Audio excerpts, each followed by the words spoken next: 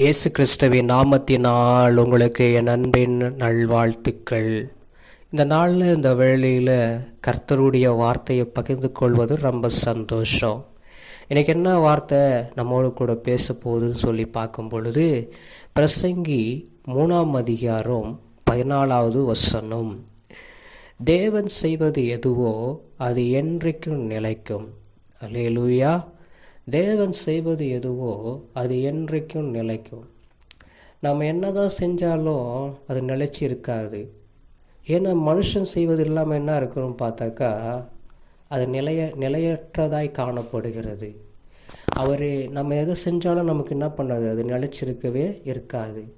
ஆனால் தேவன் நமக்கு செய்ய நினச்சிட்டாருன்னா அது கடைசி வரைக்கும் நிலைச்சிருக்கிறோம். ஏதோ ஒன்று நீங்கள் எடுத்துக்கோங்க, உங்கள் வாழ்க்கையில் நீங்கள் ஏதாவது ஒன்று செய்யணும்னு நினச்சாக்கா அது நிலைச்சிருக்குன்னு பார்த்தா கடைசி வரைக்கும் அது நிலைத்து இருப்பது முடியாத காரியம். ஒருவேளை நீங்கள் ஒரு வழியை நீங்கள் ஆயத்தப்படுத்துகிறீங்கனாக்கா அந்த வழி பார்த்தீங்கன்னாக்கா அது எங்கே போய் முடியும், எங்கே போய் இருக்கும், அது நிலைச்சிருக்குமான்னு சொல்லி பார்த்தாக்கா நிலைச்சிருக்கிறதுக்கு வாய்ப்பில்லை.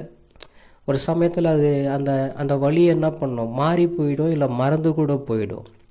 இதுவே ஆண்டவர் நமக்கு நல்ல ஒரு வழியை கொடுக்குறாருன்னா அந்த வழி எப்படி இருக்குன்னு பார்த்தா நிலைச்சிருக்கும், என்றென்றைக்குமே நிலைச்சிருக்கும்.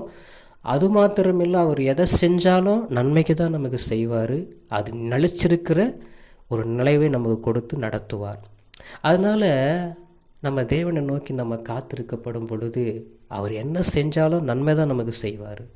அவர் செய்வது எல்லாமே நமக்கு நிலைச்சிருக்கும்படி நம்ம வேண்டிக் கொள்ளுவோம். கர்த்தர் இந்த நாளில் அற்புதமாக நடத்துவார். எங்களை கிருபையாக நேசிக்கிற எங்கள் அன்பின் நல்ல தகப்பனே, உம்மை நன்றோடு ஸ்தோத்தரிக்கிறோம், துதிக்கிறோம். நீங்கள் எதை செஞ்சாலும் அதை நிலைச்சிருக்க பண்ணுகிற தகப்பனாக இருக்கிறதுனால ஸ்தோத்திரம். என் வாழ்க்கையில் நீங்கள் செய்யுங்க ஐயா. ஆண்டவரே, நடக்காத காரியத்தை எங்களுக்கு செய்து நடத்த கிருபை செய்யுங்க. அது நிலைச்சிருக்க பண்ணுங்க. எங்களை விட்டு போகாதபடி நிலைத்திருக்க பண்ணுகிற கிருபைகளுக்காக ஸ்தோத்திரம். இயேசுவின் நாமத்தில் சொல்லி ஜெபிக்கிறேன் நல்ல பிதாவே, ஆமென்.